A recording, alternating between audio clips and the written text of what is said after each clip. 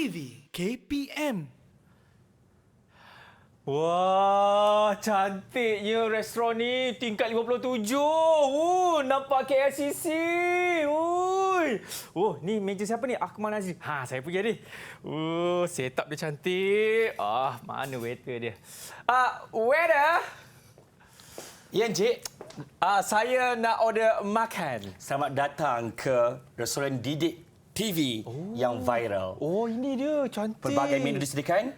Boleh diorder sekarang. Cantik. Banyak menu dia. Betul. Okey, saya nak order sesuatu yang kurang lemak atas nasihat doktor saya. Boleh saya Jadi, bantu? saya dah nampak bergayam ni. Ini mesti homemade, betul? Betul. Sedap dan lazat. Saya nak ni lah. Maaf, Encik. Itu bunyi kandungan lemak yang tinggi. Ya. Okey, kalau macam tu saya nak kambing golek lah. Maaf, Encik. Lemak yang tinggi. Pun tak boleh juga. Okey, daging bakar medium rare. Encik Akmal, daging juga lemak yang tinggi. Habis tu, saya nak makan apa? Saya nak order apa? Saya banyak duit tau. Jadi, ikutkan pakar makanan Encik Akmal dan juga doktor yang nasihatkan Encik Akmal, salad dan buah-buahan yang terbaik untuk Encik Akmal. Salad dan buah-buahan? Takkan makan tu je. Saya datang punyalah jauh. Tak boleh jadi ni. Panggil awak punya supervisor sekarang. Baik, Encik. Pergi sekarang. Bos! Apa makasih?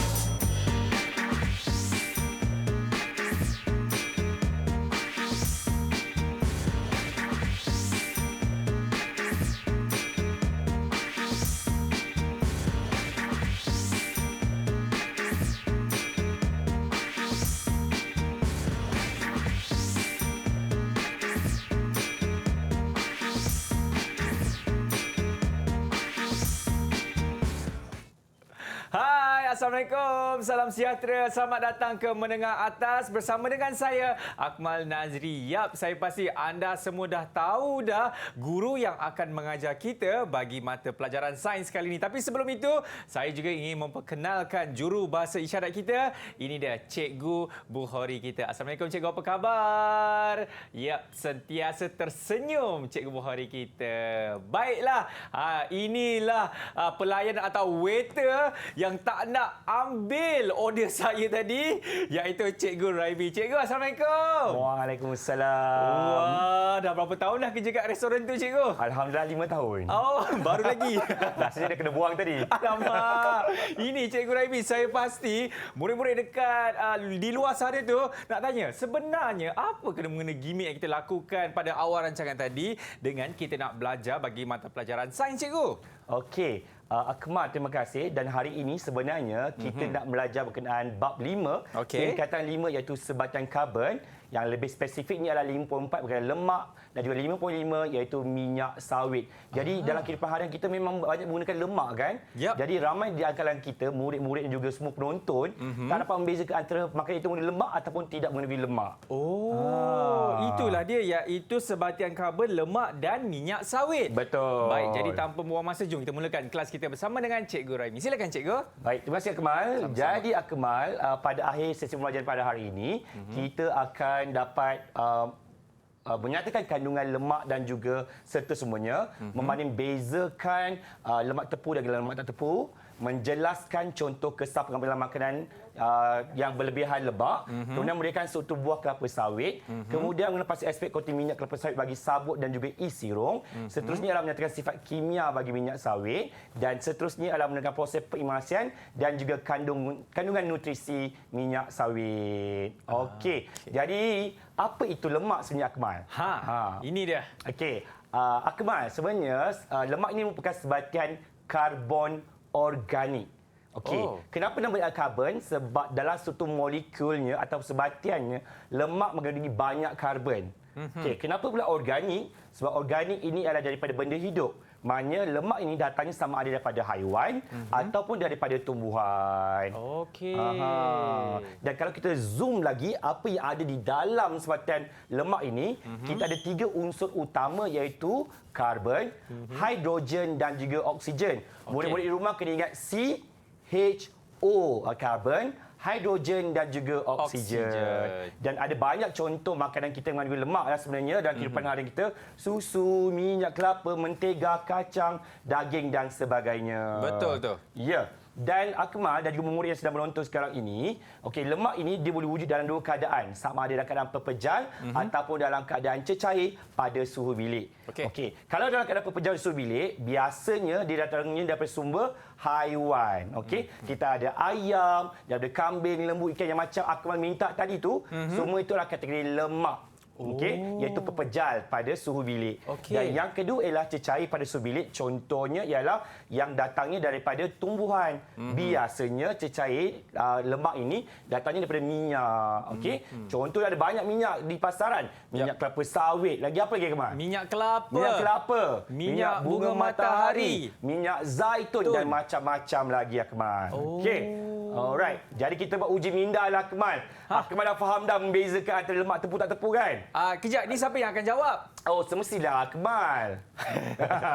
Okey. Okey, kita belajar mesti kita diuji, betul tak Akmal kan? Betul, cikgu. Okey. Jadi Akmal, saya nak tanya Akmal, nombor satu tu adalah lemak apa? Lemak tepu ke tak tepu tu Akmal? Semestinya lemak tepu, cikgu, sebab dia ayam bergoreng lagi. Ya, betul. Okey. Kalau dia pepejal saja, dia adalah lemak tepu. Lemak tepu. Okey. Okay. Ini ialah kita punya mentega, Akmal. Ini saya agak muskil, cikgu. Ya. Tapi saya ikut naluri lemak tepu, cikgu, sebab sumbernya. Betul? Okey, so lemak tepu. Lemak tepu betul? Betul. Semuanya daripada haiwan dan dia adalah kadang pepejal pada suhu bilik. So automatik jawapannya adalah lemak tepu. Yang ketiga ialah ini adalah buah zaitun ataupun ini adalah minyak zaitun. Olive oil. Yush, pandai betul lah Kemal. Come on. Yes, dari KLCC kan tadi? Ya. Apa jawapan dia Kemal? Lemak tak tepu, cikgu. Betul. Semestinya daripada tumbuhan dan dia adalah cecair. So dia adalah lemak tak tepu. Okey, yang keempat itu ialah kacang tanah lah Kemal. Ya. Agak-agaknya lah apa dia tu Kemal? Sebab sumbernya daripada tumbuhan juga. Lemak tak tepu, cikgu. Betul, lemak tak tepu. Dan yang keempat ni minyak sapi. Sapi apa Kemal? Minyak sapi ni lembu juga, betul, cikgu. Jadi kalau semuanya daripada haiwan, semestinya lemak tepu. Betul. Dan yang terakhir ialah ini pun saya tak boleh nak jawab lah, cikgu. Ya ke? Tapi lemak tepu ni sebab tu kan daging. Ya, jadi haiwan. So jawapan dia apa Kemal? Lemak tepu. Jadi tepukan untuk Akmal. Jadi sebab Akmal telah menjawab dengan tepat, satu mata ganjaran untuk Akmal. Silakan Akmal tampakkan satu ganjaran untuk Akmal. Satu je, cikgu? Satu je kali ini. Satu je, cikgu? Ya, cukup. Kita bersyukur apa yang ada. Alhamdulillah. Baiklah, cikgu. Saya pula, kami nak berhenti rehat dulu. Kepada anda semua jangan ke mana-mana. Selepas ini, kita akan kembali dalam Menengah Atas.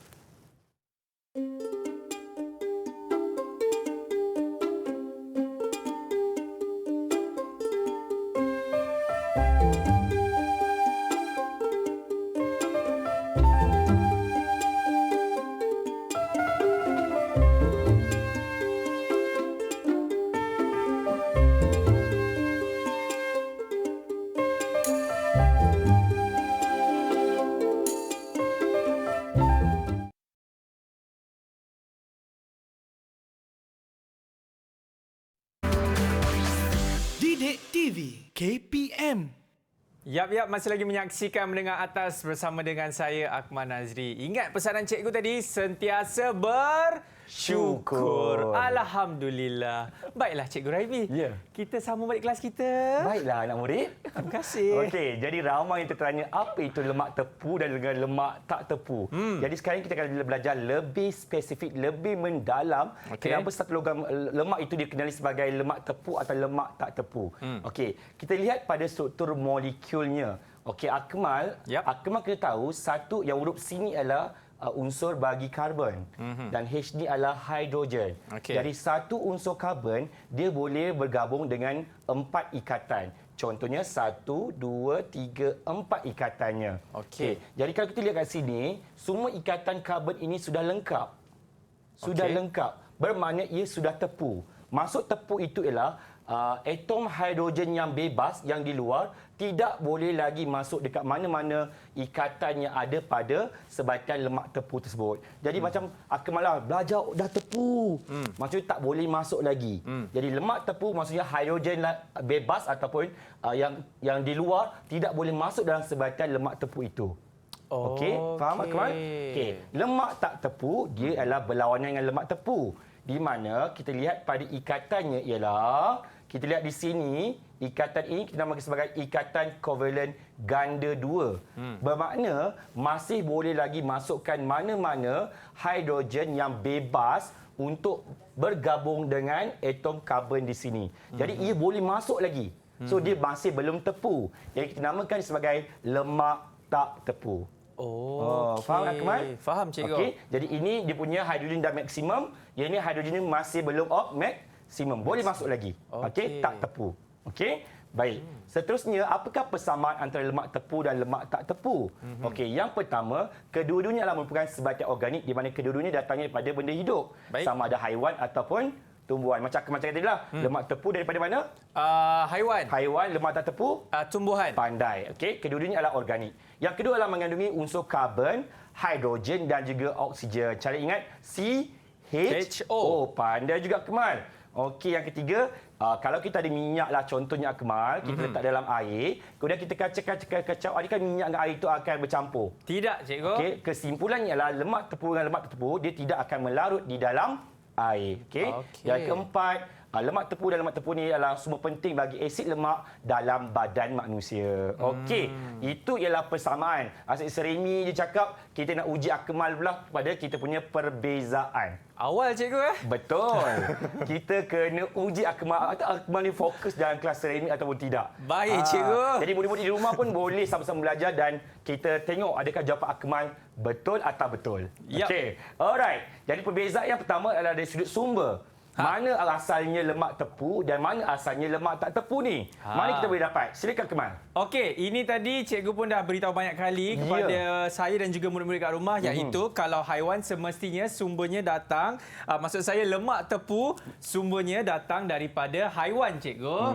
Okey, dan bagi lemak tak tepu pula sumbernya datang daripada tumbuhan cikgu. Okey, kita tengok jawapan Kemal. Sumber lemak tepu daripada haiwan, lemak tak tepu betul. Betul ke cikgu? Alhamdulillah. Pandai Akmal. Okey. Yang keduanya adalah perbezaan kedua adalah keadaan pada suhu bilik. Okey. Apakah bentuk keadaan lemak tepu pada suhu bilik iaitu 27 darjah Celsius? Dan juga lemak tak tepu, apakah keadaannya pada suhu bilik? Boleh Akmal bezakan tak? Sorry cikgu. Saya terbuka yang ni pula jawapannya. Okey, alright. Keadaan pada suhu bilik cikgu, semestinya kalau lemak tepu, tadi pun cikgu ada beritahu iaitu kalau pepejal ni suhu bilik dia cukup adalah pepejal cikgu. Pepejal ialah lemak tepu cikgu. Betul. Macam ayam, daging. Okey, mentega contohnya, dia ialah daripada lemak tepu. Betul tu cikgu. Okey, kalau semestinya tak tepu? Lemak, inilah cikgu, cecair. Cecair, betul. Macam minyak. Pandai. Olive oil. Betul. Minyak zaitun. Minyak zaitun, minyak kelapa betul. sawit. Ya. Okey. Takat lebur pula ialah di mana pada suhu bilik ataupun suhu yang rendah, mana yang akan mencair terlebih dahulu? Yang anda bertukar pepejal jadi cair. Mana cecair? Kalau takat lebur bagi lemak tepu tinggi cikgu. Tinggi. Okey. Confirm tinggi cikgu. Tampar dulu. Saya tampar sini cikgu Ruang tak cukup cikgu. Okey. Dan kalau takat lebur bagi lemak tak tepu semestinya rendah sebab dia kan cecair cikgu. Betul. Takkan dia jadi tinggi. Betul. Pada suhu bilik dia sudah mencair. Jadi cecair betul. Tengok jawapan Akmal pun betul juga. Pandai betul Akmal. Okey. Yang keempat, bilangan atom hidrogen baru je saya terangkan dalam molekul. Lemak tepu bagaimana dengan lemak tak tepu? Okey cikgu. Macam tadi kan cikgu dah cakap, lemak tepu ingat tak dia punya C dia tu? Betul. Semua dah penuh, komplit. Komplit. Jadi semestinya bagi lemak tepu, bilangan atom hidrogen dalam molekul adalah maksimum. Maksimum. Maksudnya boleh lagi tak masuk lagi? Dah Akmal? tak boleh dah, cikgu. Dah maksimum dah tak boleh masuk lagi. Dah tepu. Dah tepu, pandai. Ha. Dia berajar kita balik. Ya. Tapi Okey. bagi lemak tak tepu pula bilangan atomnya belum maksimum. Jadi dia punya hidrogen tu boleh masuk lagi dalam karbon. Betul, sebatang karbon. Yeah. Pandai. Kita Okey. cek jawapan Akmal betul. Dan yang terakhir, jadi disebabkan lemak tepu dah maksimum hidrogennya, lemak tak tepu belum maksimum lagi. Yap. Boleh ke berlaku penambahan atom hidrogen ke dalam lemak tepu dan juga lemak tak tepu, Akmal? Ini ada talian hayat ke, cikgu? Tidak ada, Akmal. Okey, kalau penambahan atom macam tadi kita baru je cakap tadi yang mana memang dah tak boleh dah, Maksimum. cikgu. Maksimum dah tak boleh. Ya. Jadi jawapannya tak boleh, cikgu. Ya, tak boleh. Tampakkan daripada Akmal. Ya. Baik, cikgu. Maafkan saya, cikgu. Okey. Okey. Jadi pilihan jawapannya, minta maaf ya. Ia agak dia terjatuh tadi. Jadi jawapannya adalah tidak boleh. Okey. Kalau lemak tak tepu, dia dah belum maksimum. Boleh tak hidrogen tambah lagi dalam tu? Oh, can, teacher? Yes, very good, Akmal. Ya. Okey, jadi saya letak dekat sini. Ya, jadi kita boleh semak jawapan Akmal semua betul. Tepukan untuk Akmal. Terima kasih. Okey, Akmal kembali ke papan ganjaran. Sila tampalkan poin ganjaran anda. Ya, cikgu. Ya. Saya tahu mesti cikgu nak bagi satu kan sebab kita kena sentiasa bersyukur. Ya, kali saya nak bagi 2. Alhamdulillah. Saya nak bagi 2. Okey, cikgu. Terima kasih, Jadi kita cikgu. kena bersyukur, cikgu. Alhamdulillah, bagus Akmal. Okey, cikgu. Sudah dapat Jadi 3 Akmal dah. boleh bezakan tak antara lemak tepu dan lemak tak tepu? Boleh, cikgu. Okey. Sebenarnya mudah, cikgu. Ya kan? Senang. Jadi penting ke lemak dalam kehidupan harian kita ni? Itu saya nak tanya, cikgu. Okey, tanya Akmal. Sebenarnya kita ni kan hidup ni sama ada lemak ni bagus ke tak bagus, cikgu? Okey, lemak memang penting dalam kehidupan harian kita. Tetapi dikena ambil dalam kuantiti yang Sedikit. Kalau kita piramid makanan pun dia berada di bahagian atas. Ini perlu kuantiti yang kecil. Tetapi apa tujuan lemak dalam badan kita? Contohnya adalah untuk membekalkan tenaga dan juga melindungi organ dalaman seperti jantung, hati, ginjal, semua diseraput dengan lemak. Okey, untuk mengelakkan daripada cedera. Dan untuk haiwan yang tinggal di kutub utara contohnya, dia punya lapisan lemak yang tebal untuk apa? Untuk ni, cikgu, suhu dia. Sebagai penebat. Penebat. Ya, supaya badan ni tidak rasa sejuk. Jadi penting tak lemak? Penting juga, tapi Penting. apa kesan kalau lemak berlebihan? Ya, itu yang kita akan tanya. Sekiranya berlaku berlebihan lemak, dia akan memberikan kesan terhadap kesihatan kita. Okey. Semua orang tahu pernah dengar perkataan kolesterol dalam lemak. Jadi, bagus ke tak bagus kolesterol ni? Tidak. Tidak. Okey, secara teknikalnya ramai yang kata tidak. Sebenarnya dalam kita punya makanan, contohnya lemak tepu mengandungi paling banyak kolesterol dan sebenarnya dia penting, Akmal. Okey, contoh kolesterol kepentingan dalam badan kita ialah pembentukan membran plasma. Kalau memurid bayang sekatan 1, setiap sel badan kita ni dia ada membran plasma. Untuk minum membran plasma, kita perlukan kolesterol. Penting kan? Dan yang keduanya adalah untuk menghasilkan jus hempedu dan juga hormon seks, iaitu untuk membantu kita punya pertumbuhan. Tetapi tidak boleh berlebihan. Kalau berlebihan, kita akan dapat batu karang, hempedu dan juga jaundice. Okey? So kita kena tahu kalau kolesterol yang berlebihan ini, dia akan menyebabkan batu karang terbentuk pada kita punya salur hempedu. Jadi bila dia tersekat kat situ, jadi salur hempedu ni tak boleh mengalirkan dia punya hempedu, menyebabkan seorang itu mendapat penyakit jaundice. Akmal tahu tak apa itu jaundice? Demam kuning, cikgu, ya? Demam kuning, betul. Jadi kulit kita kekuningan, mata kita pun kekuningan. Disebabkan oleh saluran hempedu kita tersumbat oleh kolesterol. Bahaya kan? Bahaya, cikgu. Okey, lagi bahaya adalah penyakit aterosklerosis. Sebut, Akmal. Aterosklerosis. Itu dia, cikgu. Ya. Jadi aterosklerosis ni kalau kita mengambil berlebihan kolesterol, dia akan menyebabkan mendapan pada saluran arteri kita.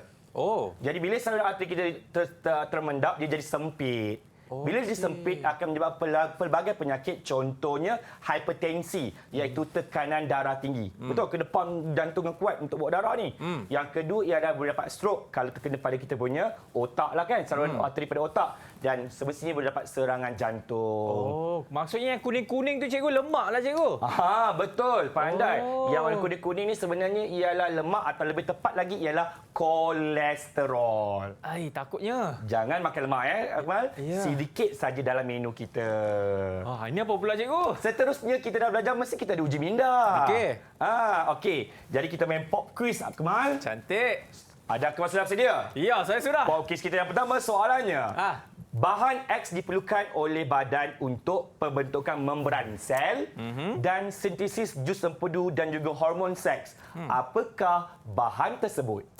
Semestinya kalau dah bermula daripada huruf K, hujungnya L, kolesterol. Kacau.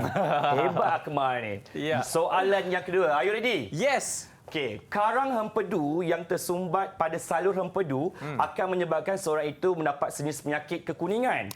Apakah penyakit tersebut, Akmal?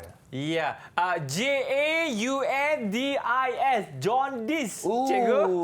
Ya, saya tolong eja untuk cikgu. Betul, pandai. So Jaundis, jaundice. Okey, Akmal. Ya. Kita beralih ke soalan yang terakhir untuk uji minda kita. Tepulah cikgu. Dah tepu dah ke? Dah tepu cikgu. Jangan Akmal. Jangan Akmal. Kita ada banyak lagi soalan depan ni. Okey, soalan yang ketiga. Okey, soalan yang terakhir. Iaitu kolesterol yang berkumpul dan termendap pada bahagian dalam dinding arteri menyebabkan lumen. Lumen itu adalah lubang pada arteri kita menjadi semakin sempit. Apakah nama penyakit itu? Tolong Akmal ejakan. Cikgu, Yes. saya minta maaf lah cikgu. Ya. Kalau saya sebut cikgu eja boleh ke cikgu? Okey, disebabkan Akmal adalah murid kesayangan saya, Cantik. saya bantu Akmal. Okey, jawapan dia tadi saya nak sebut pun susah. Okey. Tapi saya cuba. Okey, saya Iaitu dengar. atherosclerosis. Saya bagi 50-50, 50-50 lah Akmal. Okey. Sebenarnya Sebenarnya lah atherosclerosis. Atherosclerosis.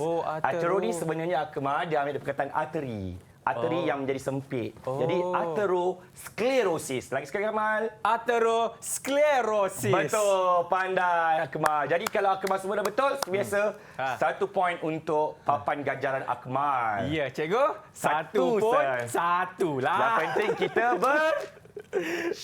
bersyukur cikgu. Ya, betul. Baik, Pandai. saya pasti murid semua nak belajar lagi, tapi kita nak berhenti rehat dulu. Anda semua jangan ke mana selepas ini dalam Menengah Atas.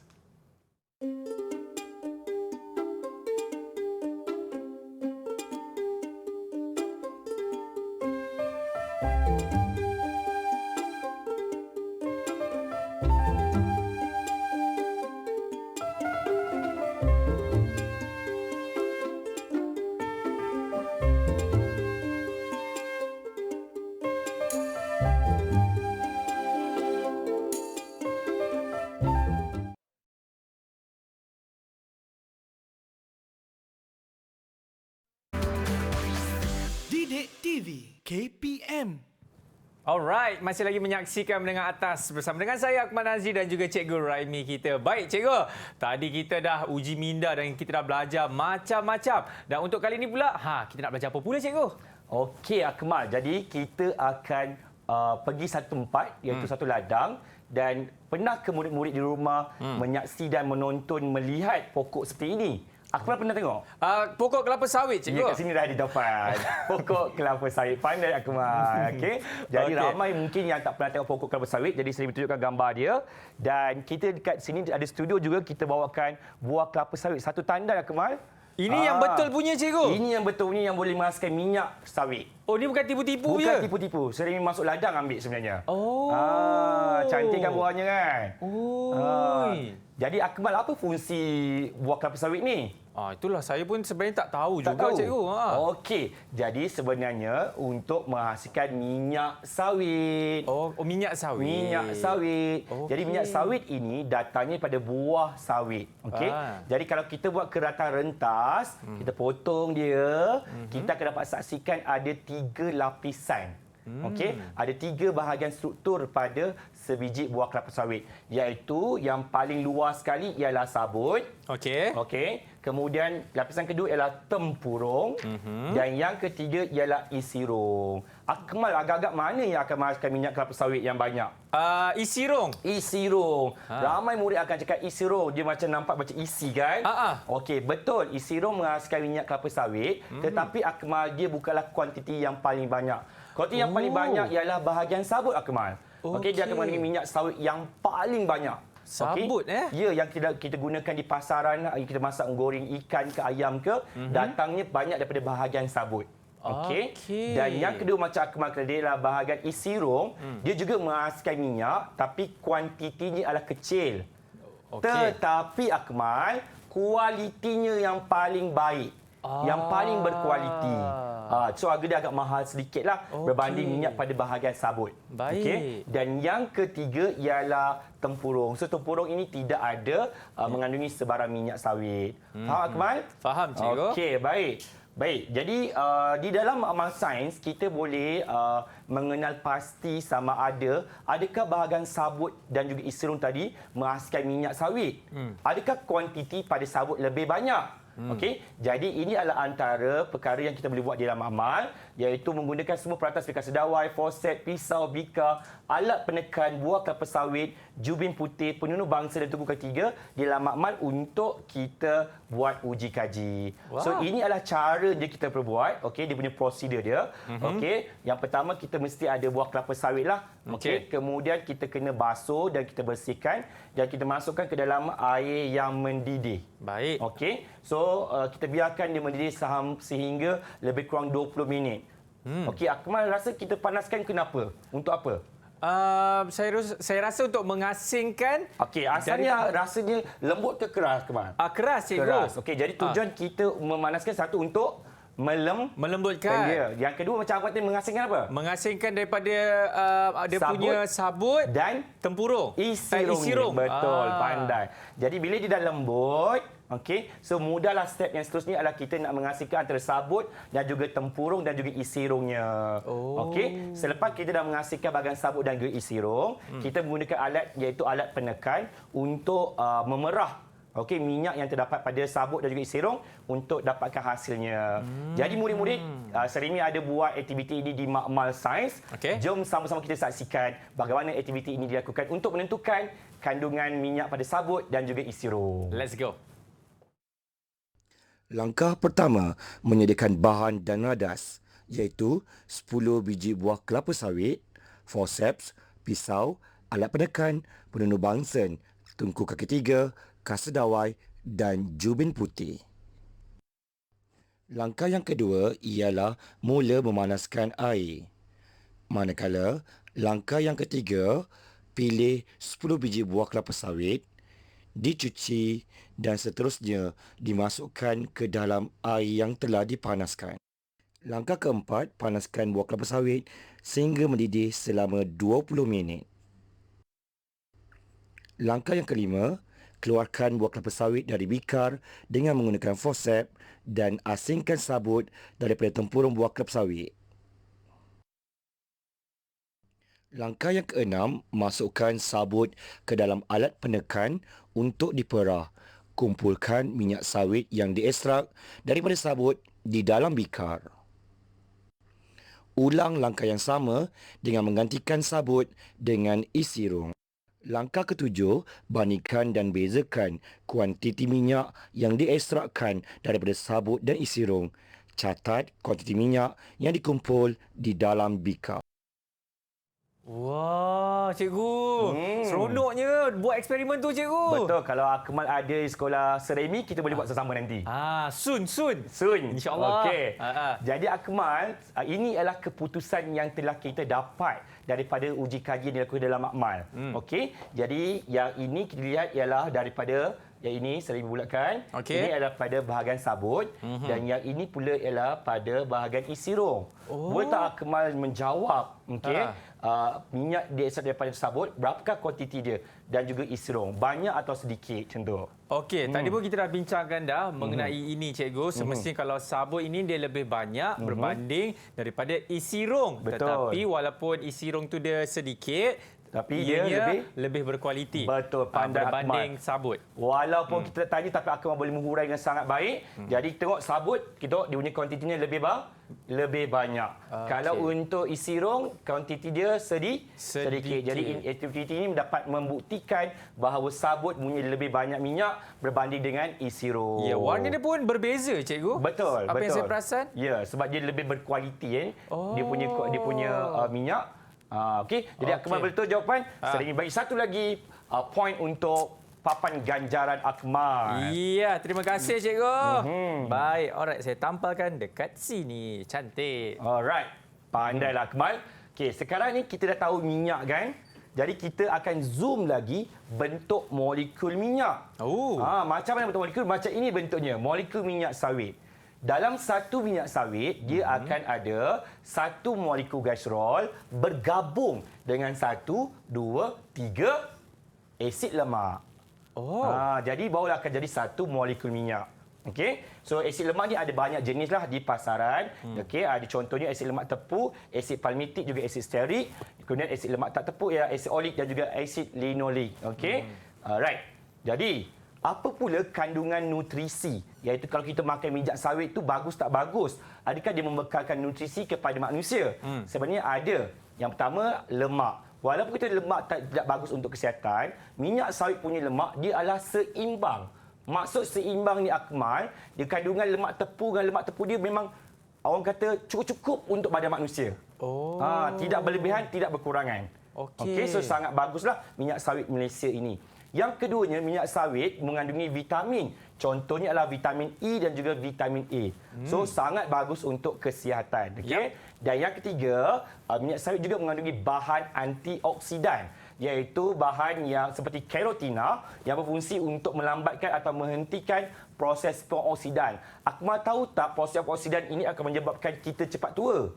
Penuaan. Jadi kalau kita makan minyak sawit, dia ada bahan antioksidan dalam itu, dia akan melambatkan proses pengoksidaan, seterusnya akan melambatkan penuaan kita. Penting tak Akmal? Penting cikgu. Jadi balik ni kena makan minyak sawit cikgu. Tapi dalam kuantiti yang ditetapkan Akmal Yap. Okey, baik. Kita ada uji minda. Dah belajar. Kita kena taksir lah Akmal. Faham ke tak faham? Okey, kita ada 4 soalan. Soalan yang pertama bunyi, nyatakan bahagian buah sawit yang menghasilkan kuantiti minyak yang tinggi, yang paling banyak. Ini fahamkan betul-betul dia punya kehendak soalan, sebab saya pasti cikgu bila ada sebut yang tinggi kan mungkin mereka akan keliru dengan isi rong, tapi jawapannya adalah sabut. Betul. Okey, kalau kata kualiti yang tinggi baru isi rong. Pandai Akmal. Okey, yang kedua, apakah komponen yang terdapat pada molekul minyak sawit? Ada satu kepala, ada 3 ekor tadi. Apa dia? Yes. Ni glycerol. Betul. Satu lagi. Asid lemak. Pandai. Okey, glycerol dan asid lemak. Wah, pandai dia mesti murid-murid kat rumah pun pandai macam Akmal kan? Alhamdulillah, sebab baru tengok tadi. Ya, bijak. Jadi kalau kita belajar, kita pandai tak Akmal? Betul, cikgu. Betul. Soalan yang ketiga Akmal. Apakah kandungan nutrisi? Macam sering kata tadi, kita makan minyak sawit, dia adakah membekalkan nutrien kepada kita? Adakah penting bagus untuk kita? Dalam minyak sawit, apa nutrisi yang terkandung Akmal? Yang saya ingat cikgu, dia ada bahan antioksidan. Betul, satu. Lepas tu ada vitamin. Contoh vitamin dia apa? E dan A. Betul. E dan A. Betul. Dan lagi satu semestinya dia ada lemak, tapi lemak dia seimbang antara lemak tepu dan lemak tak tepu cikgu. Macam ni pandailah Akmal. Cikgu, tampal ke? Boleh tampal sekarang? Semua sekali Semua cikgu. Tamak halo ber Akmal. Okey, soalan yang terakhir Akmal. Okey. Alright, apakah bahan antioksidan yang terdapat dalam minyak sawit? Okay, nyatakan fungsi bahan tersebut. Okey, mungkinlah saya nak bagi clue sikit kepada Akmal lah kan. So, bahan antioksidan ni dia berwarna macam kita punya minyak tadi tu. Keoreng-orengan sikit kan? Keperang-perangan betul? Lebih kurang macam warna carrot macam tu. Oh. Apakah bahan tersebut, Akmal? Bahan tersebut, cikgu Oi, cikgu, yang ni saya minta ABC boleh ke, cikgu? Okey. Ha. Okey, cup kobis. Okey. B, bayam. Okey. C, carrot tina. Carrot tina. Yang itu, cikgu. Yang itu. Apa dia? Carotina. Yeah. Carotina ni adalah bahan antioksidan yang terdapat dalam minyak sawit. Oh, okey. Kalau Akmal tahu apa fungsi dia? Yang kata tadi apa? Penuaan. Okey. Sebelum berlaku penuaan, nak ke proses apa dulu? Sebelum penuaan tu dia melambatkan. Melambatkan proses penuaan. Penuaan atau Pengoksidaan, ya, cikgu. betul. Okey, keratina fungsi untuk melambatkan proses pengoksidaan minyak sawit. So minyak sawit ini pun akan lambat rosak. Dia boleh tahan lebih lama. Okey, cikgu kalau soalan ini keluar dalam peperiksaan, murid-murid hanya boleh tulis poin saja ke atau kena tulis dalam ayat, cikgu? Okey, dari situ menjawab pula, kita tidaklah terlalu rigid sangat. Okey. Jadi asalkan ada poin yang penting, kita terima untuk dapat jawapan yang betul. Oh, boleh, cikgu. Boleh. Tak ada salahnya. Ya.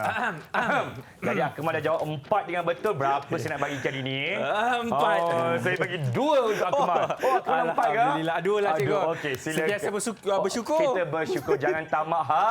Loba. Ya, jangan banyak lah, cikgu. Ya, betul. Baiklah, jadi Okey. saya pun dah dapat ganjaran saya. Dan saya pasti anda juga dapat juga ganjaran daripada Cikgu Remy, kan? Betul. Okey. Ambil. Betul. Baik, kita nak berhenti rehat dulu. Selepas ini, kita akan kembali dalam Menengah Atas.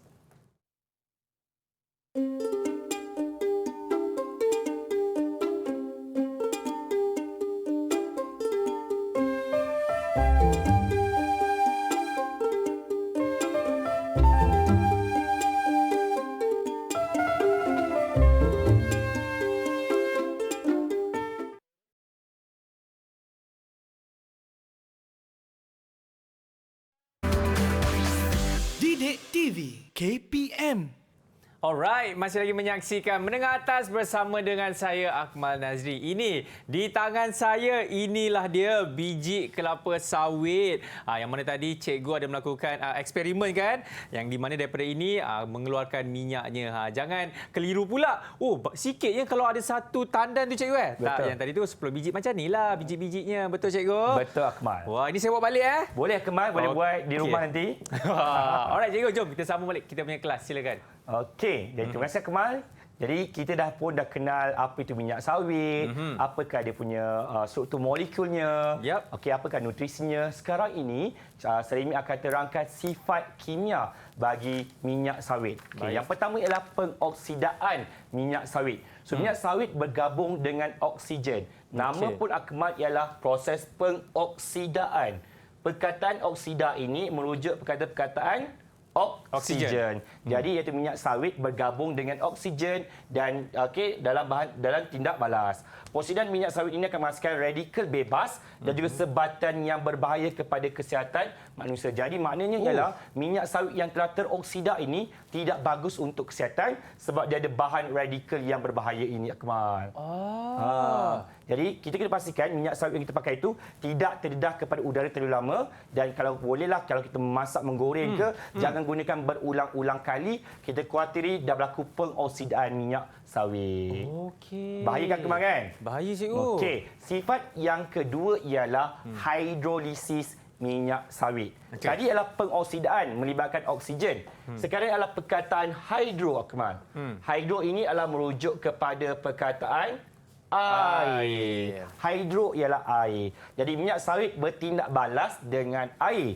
Okey. Tetapi dalam keadaan yang semula jadi, lemak atau minyak sawit ini akan bertindak balas dengan air sekiranya ada kehadiran enzim yang dinamakan sebagai enzim lipase.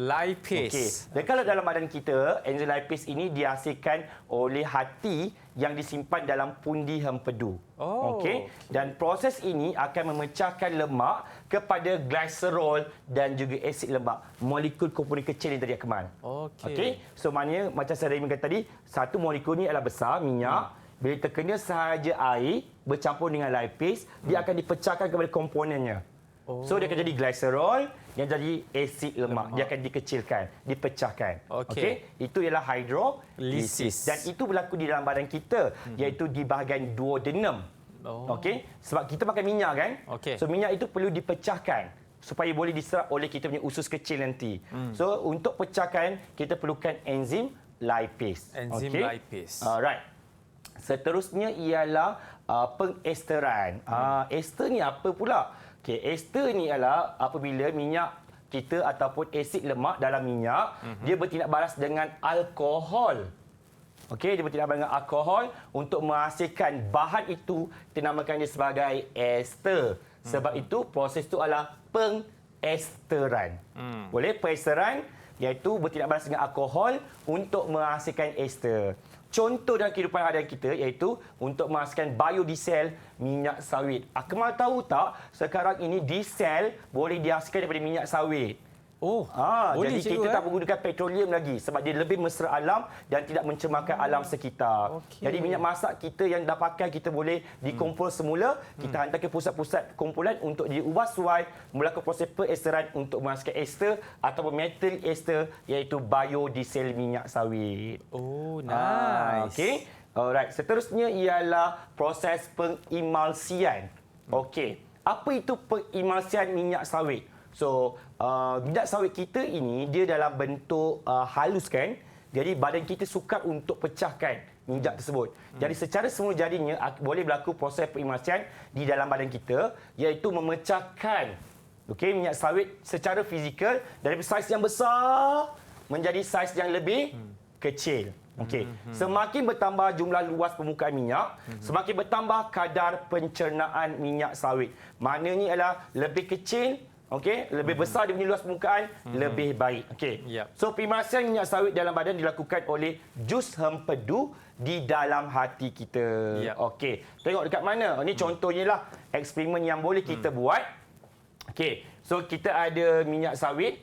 Ini ialah kita punya air dan ini adalah jus empedu. Kita kacau dan kita akan dapat hasil dia seperti ini. Ini adalah titisan minyaknya lebih besar, ini lebih halus. Kita tempatkan pada atas. Yang ini ialah punya titisan lemak yang besar. Jadi dia sukar untuk dipecahkan. Tetapi bila kita gunakan jus empedu, dalam badan kita, dia akan menjadi lebih kecil dan ia mudah untuk dicerna.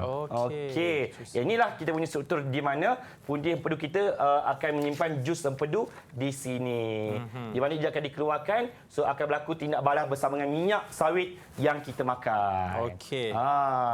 Jadi kita nak uji minda, Akmal. Let's go. Jadi kita main silang kata dekat sini. Kekunci yang pertama. Nombor 1. Saya tunjukkan ini adalah nombor 1-nya, Akmal. Itu nombor 1. Proses tindak balas minyak sawit dengan oksigen dikenali sebagai apa? Semestinya pengoksidaan. Sebab Macam mana Akmal kata ingat? kuncinya oksigen. Betul, pandai. Jadi prosesnya adalah pengoksidaan. Yang kedua, betul jawapan Akmal. Zaz. Betul. Yang kedua ialah hasil tindak balas proses apa akan menghasilkan glycerol dan juga asid lemak. Saya ini bagi clue dia adalah ini nombor 2, Akmal, ke bawah. Ini.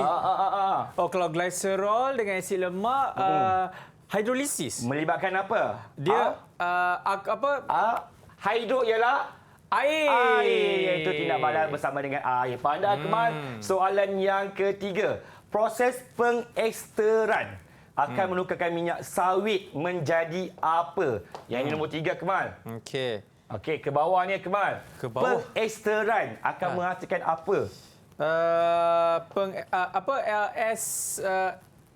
Pengesteran, Akmal. Ester, cikgu. Ester ada jawapan dekat dalam ni. Iaitu prosesnya bahan yang terhasil adalah ester. Dan yang terakhir, Akmal. Soalan yang terakhir. Iaitu proses pengimulsian. Yang kita campurkan dengan jus empedu dalam badan manusia tadi tu.